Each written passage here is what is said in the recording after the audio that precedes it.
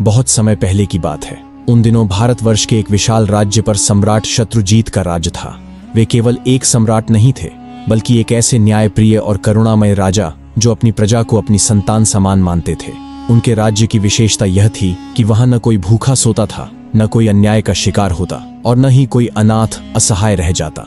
जब सारा नगर गहरी नींद में डूबा होता, तभी सम्राट शत्रुजीत अपने वैभवपूर्ण वस्त्र त्याग कर एक साधारण वेश में, मुख पर मिट्टी और धूल मलकर, चुपचाप महल के पिछले द्वार से नगर की ओर निकल पड़ते।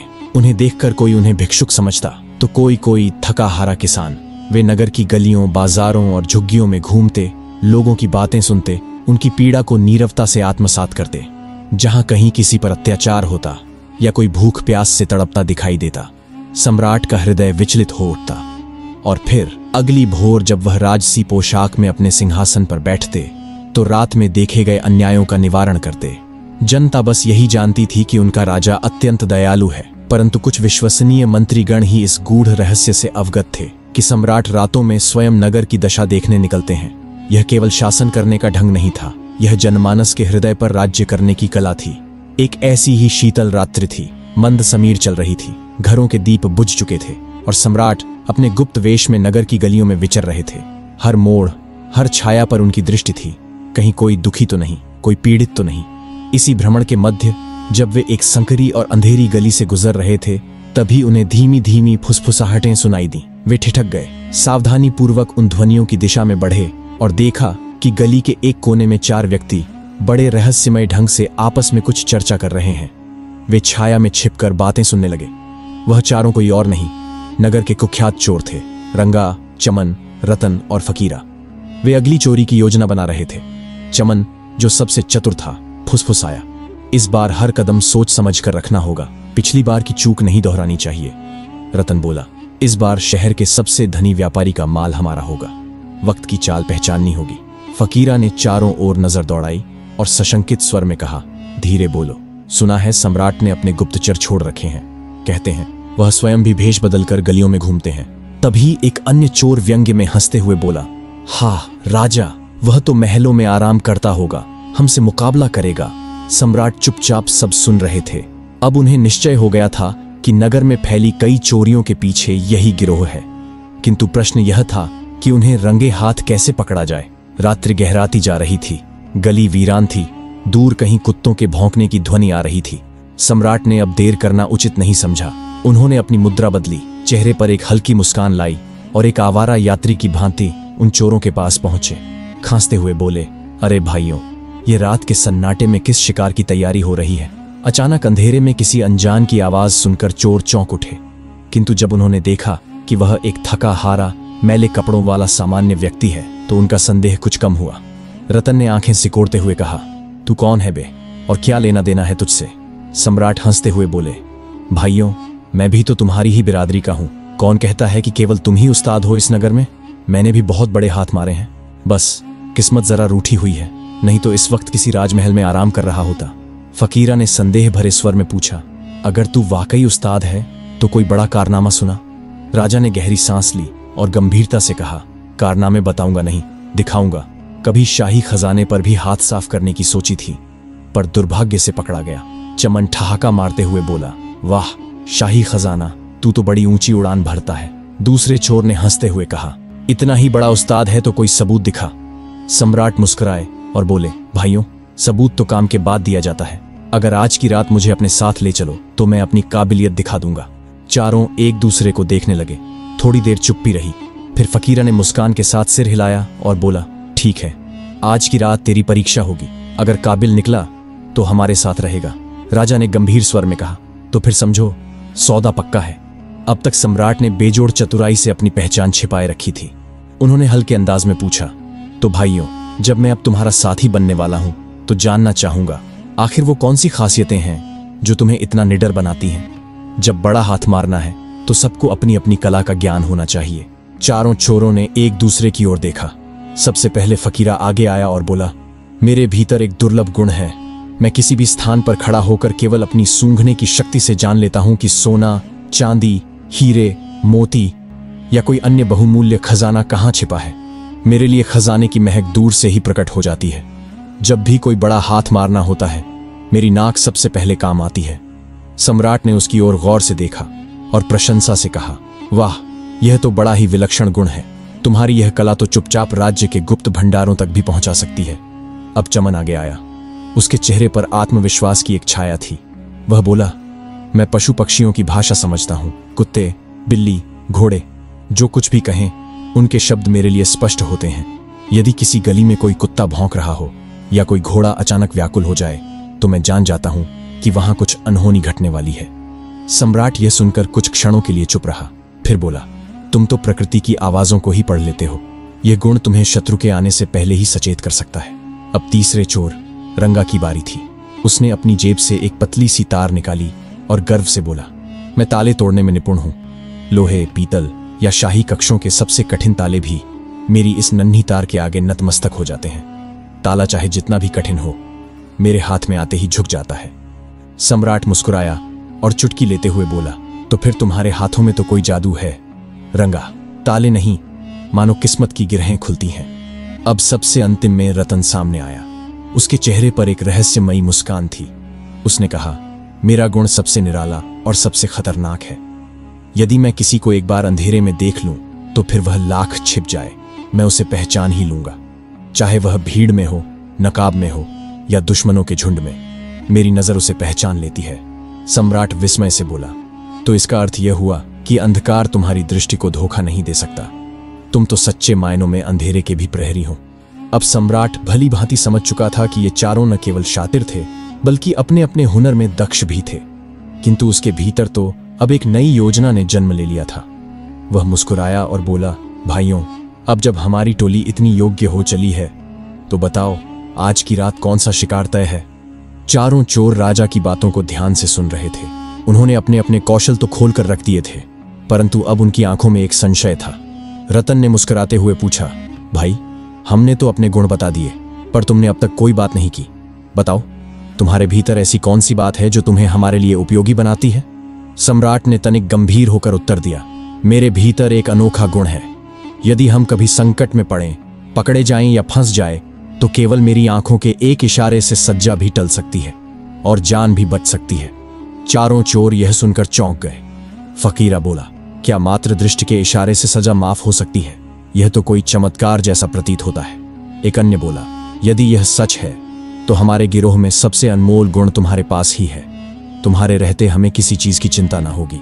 राजा ने मन ही मन अपनी योजना को सुदृढ़ करते हुए कहा, छोटी मोटी चोरी से क्या लाभ? यदि जीवन भर चैन से जीना है तो एक ही बार इतना बड़ा हाथ मारो कि दोबारा जरूरत ही ना पड़े, और वह जगह है राजमहल का खजाना।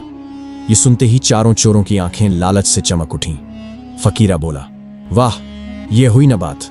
अगर इस बार हम सफल हो गए तो फिर जीवन भर ऐश करेंगे। राजा ने भीतर ही भीतर संतोष की सांस ली। उसकी योजना अब चोरों को पूरी तरह फांस चुकी थी। फिर वे सभी नगर की गलियों से होते हुए महल की ओर बढ़ने लगे। जैसे ही वे महल के समीप पहुंचे, एक कुत्ता जोर जोर से भौंकने लगा। सभी चोर एकाएक सतर्क हो गए। फकीरा ने चमन की ओर देखा और कहा, भाई, जरा सुनो तो, ये कुत्ता क्या कह रहा है? क्या कोई खतरा है? चमन ने ध्यान से कुत्ते की आवाज को सुना और फिर उसके चेहरे का रंग उड़ गया। वह बोला, यह कुत्ता यह कह रहा है कि हमारे साथ इस समय नगर का सम्राट चल रहा है। क्षण भर को एक सन्नाटा छा गया। सभी चोर चौंक कर एक दूसरे की ओर देखने लगे। तभी रंगा जोर से हंस पड़ा। अरे, यह तू क्या बक रहा है? राजा भला इस अंधेरी गली में क्या कर रहा होगा? वह तो इस समय अपने शाही पलंग पर चैन की नींद सो रहा होगा। बाकी चोर भी हंस पड़े। लगता है इस बार तेरी कुत्ता भाषा कुछ बिगड़ गई है। चमन बोला, मैंने वही कहा जो वह कह रहा था। शायद उसका मतलब किसी और से रहा हो। तब सम्राट ने बात संभालते हुए कहा, भाइयों, मेरा तो मानना है कि यह कुत्ता भूखा है। भूख में आदमी क्या, जानवर भी अनाप शनाप बकने लगता है। चलो, इन बेमतलब की बातों को छोड़ो और असली काम पर ध्यान दो। सभी ने हामी भरी और आगे बढ़ चले। राजा के होंठों पर एक गूढ़ मुस्कान थी। योजना अब अपने निर्णायक मोड़ पर थी। चांदनी रात की चुप्पी में वे चारों चोर सम्राट के साथ महल के भीतर प्रवेश कर चुके थे, परंतु न किसी की आंखों में भय था, न ही कोई कंपन, केवल लालच की धधकती हुई ज्वाला। उनकी दृष्टियों में बेशुमार दौलत की चमक साफ झलक रही थी। महल की चौड़ी दीवारों और गूंजते गलियारों के बीच जैसे ही वे कुछ दूर पहुंचे, फकीरा एकाएक रुक गया। वह नीचे झुका, महल की भूमि की मिट्टी को सूंघा और मुस्कुराते हुए बोला, खजाना अब अधिक दूर नहीं है। इसकी खुशबू मेरे भीतर दौड़ रही है, इसी दिशा में चलो, मेरे पीछे। बिना कोई प्रश्न किए तीनों चोर उसकी पीठ पीछे चल दिए। खामोश गलियारों, झुकी हुई दीवारों और एक गुप्त मार्ग से होते हुए वे उस स्थान पर पहुंच गए जहां राज्य का खजाना छिपा था। उनके सामने था एक विशाल और मजबूत द्वार, जिसके बीचों बीच एक भारी ताला जड़ था। अब रंगा आगे बढ़ा। उसकी आंखों में आत्मविश्वास की चमक थी। वह अपनी जेब से पतली सी तार निकालता है और उसे ताले में डाल देता है। उसकी उंगलियां मानो नृत्य कर रही हों और पलक झपकते ही वह ताला छटाक की आवाज के साथ खुल जाता है। रंगा मुस्कुराया और बोला, कहा था ना, मेरे इस हुनर के आगे कोई ताला नहीं टिकता। फिर धीरे से दरवाजा खोला गया। अंदर का दृश्य देखते ही चारों की आंखें चौंधिया गईं। वह कक्ष मानो स्वर्णलोक बन चुका था। चारों ओर सोने की अशर्फियां, हीरे मोती, जवाहरात, बेशुमार संपदा बिखरी हुई थी। एक चोर विस्मित होकर बोला, भाइयों, अब यह सब कुछ हमारा हो चुका है। अब जीवन में किसी चीज की कमी नहीं रहेगी। अब तो केवल ऐशो आराम से जीना है। और तभी सभी चोर दौलत समेटने में लग गए। किसी ने झोले में अशर्फियां भरी, कोई हीरों को संभालने लगा। वे सभी सोच रहे थे कि अब उनका भविष्य सुरक्षित हो चुका है। अब उन्हें जीवन में कुछ करने की आवश्यकता नहीं। सम्राट भी उनके साथ झुककर यही सब कर रहा था, परंतु उसके भीतर मुस्कान किसी और ही उद्देश्य की थी। वह देख रहा था कि कैसे हर कोई अपने स्वार्थ में डूबा है, पर उसकी दृष्टि कुछ और तलाश रही थी। थोड़ी देर बाद जब सबने अपनी अपनी झोली भर ली तो चारों चोरों ने एक थैली सम्राट की ओर बढ़ाई। लो भाई, फकीरा बोला, ये तुम्हारा हिस्सा है। तुम भी हमारे साथ आए हो, तुम्हें भी बराबरी का हिस्सा मिलना चाहिए। सम्राट ने थैली की ओर देखा, फिर हल्की मुस्कान के साथ कहा, नहीं दोस्तों, मुझे यह सब नहीं चाहिए। मैं तो यूं ही तुम्हारे साथ आ गया था। मेरी किस्मत में शायद यह दौलत नहीं लिखी थी। रतन हैरानी से बोला, अरे भाई, इतनी दौलत को कौन ठुकराता है? राजा ने केवल इतना कहा, तुम ही रख लो, इसे भी अपने हिस्से में बांट लो। चारों ने एक दूसरे की ओर देखा, फिर कंधे उचकाते हुए बोले, हमें क्या, इसका भी हिस्सा हमें ही मिल जाएगा। अब वे अपने अपने हिस्से गिनने में लग गए। सम्राट ने इसी अवसर का लाभ उठाया। वह एक एक कर चोरों के पास गया और सहज ढंग से पूछा, अगर फिर कभी ऐसी योजना बनी तो तुम कहां मिलोगे? सबसे पहले फकीरा बोला, मैं तो बाजार के पास वाली सराय के बगल में ही रहता हूं। कोई बड़ा हाथ मारना हो तो वहीं आ जाना। इसी तरह सम्राट ने चमन, रंगा और रतन से भी उनके नाम और ठिकाने पूछ ली। चारों निश्चिंत थे। वे सोच भी नहीं सकते थे कि जो उनके साथ खजाने में घुसा था वही इस भूमि का सम्राट है। खजाना लूटकर वे चारों अंधेरे में विलीन हो गए, अपने अपने ठिकानों की ओर चल पड़े। और सम्राट, वह धीरे धीरे उन्हीं नगर की गलियों से होता हुआ वापस अपने महल की ओर लौटने लगा। उसके मुख पर संतोष की गहरी छाया थी। उसकी योजना सटीक ढंग से चल रही थी। राजा मन ही मन सोच रहा था, ये लोग भले ही चोर हैं, लेकिन इनके भीतर ऐसे गुण हैं जो मेरी सेना में किसी भी वीर सिपाही से कम नहीं। फकीरा, जिसकी नाक खजाने को सूंघ लेती है, अगर वही मेरे खजाने की रखवाली करे तो कौन चुरा सकेगा? रंगा, जो किसी भी ताले को पल में खोल दे, क्या वह मेरे शत्रुओं के दुर्ग में घुसने वाला बेहतरीन जासूस नहीं बन सकता? चमन, जो पशुओं की भाषा समझता है, वह मेरे हाथियों और घोड़ों की सेवा में क्यों नहीं लगाया जाए? और रतन, जिसकी आंखें अंधेरे में भी सच्चाई पहचान लेती हैं, क्या वह मेरी महल की रक्षा में मुख्य प्रहरी नहीं हो सकता? उसके विचार दृढ़ हो चुके थे। यदि मैं इन्हें कारागार में डालता हूं तो इनके ये अनमोल गुण सड़ जाएंगे, लेकिन यदि मैं इन्हें सही दिशा में लगाऊं तो ये चोर नहीं, मेरे राज्य के रक्षक बन सकते हैं। यह निश्चय कर वह सम्राट तेज कदमों से महल की ओर लौट चला, अपने साथ एक नए युग की योजना लिए। सुबह का सूरज निकला तो समूचे नगर में हलचल मच चुकी थी। एक खबर ने सबका चयन छीन लिया था। राजमहल का खजाना लुट चुका है। यह समाचार आग की तरह फैला और पूरे दरबार में बेचैनी फैल गई। मंत्री, सलाहकार और सेनापति सभी दरबार में एकत्र हुए। कोई कह रहा था कि यह कार्य किसी बाहरी गिरोह का है, नगर के बाहर से आए होंगे और चोरी कर भाग गए होंगे। किसी ने शंका व्यक्त की कि महल के भीतर का ही कोई व्यक्ति इस योजना में शामिल हो सकता है। एक से एक सुझाव दिए जा रहे थे, पर किसी के पास ठोस उत्तर नहीं था। वहीं सम्राट शत्रुजीत अपने सिंहासन पर बैठे शांति से यह सब सुनते रहे। अचानक उन्होंने मुस्कुराते हुए हाथ उठाया और गूंजती हुई आवाज में बोले, मुझे भली भांति झात है कि यह चोरी किसने की है और वे इस समय कहां हैं। दरबार में सन्नाटा छा गया। सभी की आंखें सम्राट की ओर टिक गईं। एक मंत्री ने झुककर पूछा, महाराज, क्या वास्तव में आपको चोरों का पता है? सम्राट ने गंभीरता से कहा, हां, वे 4 हैं। फकीरा, चमन, रंगा और रतन। यह सुनते ही दरबार में खलबली मच गई। सम्राट ने सिपाहियों को आदेश दिया कि नगर के जिन स्थानों पर ये चारों रहते हैं वहां तुरंत जाकर उन्हें पकड़ लाया जाए। पते खुद सम्राट ने बताए। थोड़ी ही देर में चारों चोर रस्सियों से बंधे हुए दरबार में प्रस्तुत किए गए। अब वे भयभीत खड़े थे, यह सोचते हुए कि राजा को उनके नाम और ठिकानों की जानकारी कैसे मिल गई। सम्राट अभी भी उसी रहस्यमय मुस्कान के साथ सिंहासन पर आसीन थे। तभी रतन की दृष्टि सम्राट के चेहरे पर पड़ी। कुछ क्षण तक वह उन्हें देखता रहा, फिर उसके चेहरे का रंग उड़ गया। उसने घबराकर कहा, यह तो वही है। उसके मन में पिछली रात की स्मृतियां कौंध गईं। वही चाल, वही आवाज, वही चेहरा। रतन ने बाकी साथियों की ओर देखा और धीमे स्वर में कहा, हमारा 5वां साथी, यही सम्राट थे।